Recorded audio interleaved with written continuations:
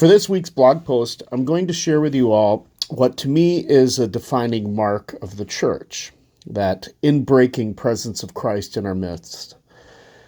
This practice, when I see it, I sense God's fingerprints all over it.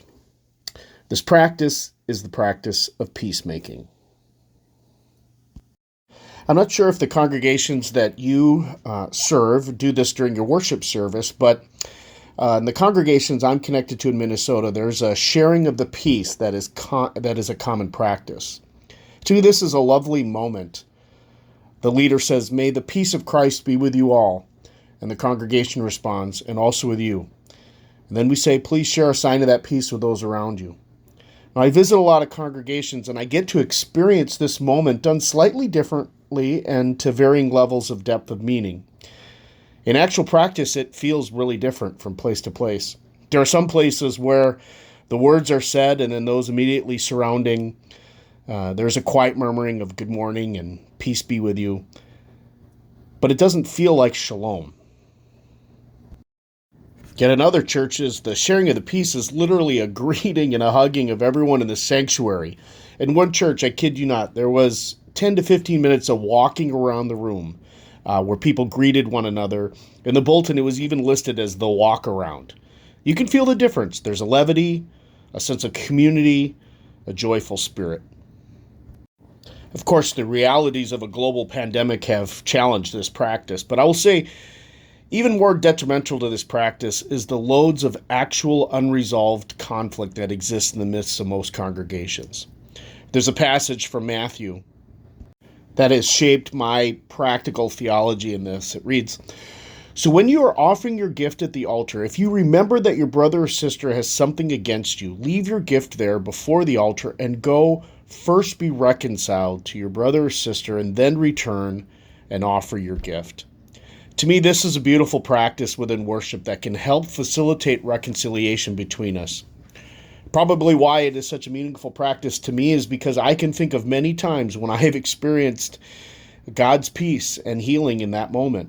One time in particular, when the sharing of the peace was shared, I was not leading the service, but the whole time as it was being led up to, I was thinking about another colleague of mine who was also there and with whom I had had some recent conflict.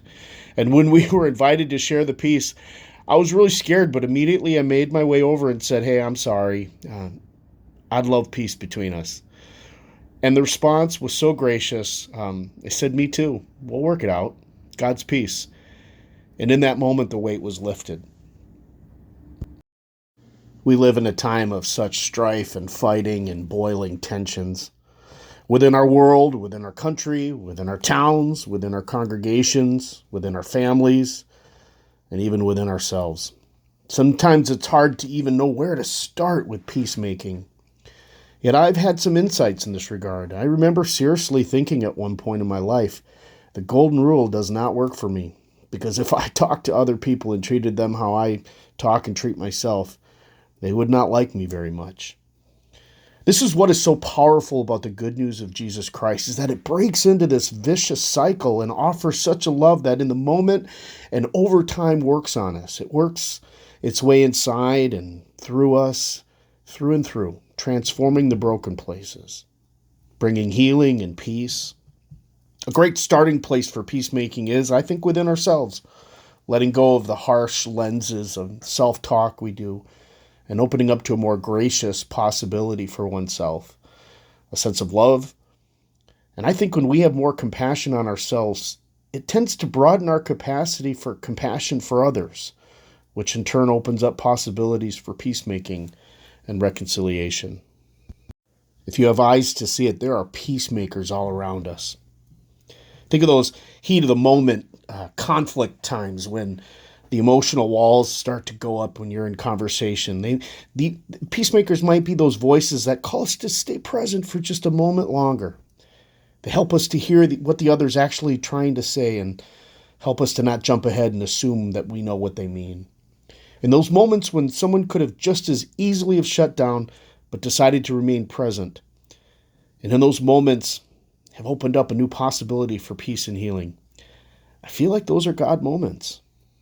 I tend to do a version of the daily examine each night before I go to bed when I reflect on the day and think back on the God moments of the day where I saw God at work in the moment. This is when I most clearly see the peacemakers in our midst.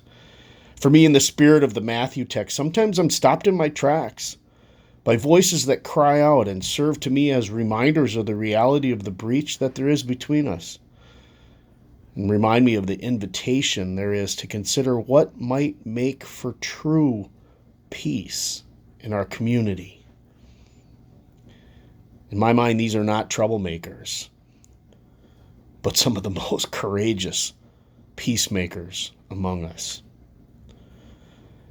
Peacemakers are all around us, creating spaces where divergent viewpoints and experiences can interact in a spirit of appreciation and wonder, forming that sense of awareness and appreciation for the wider human condition.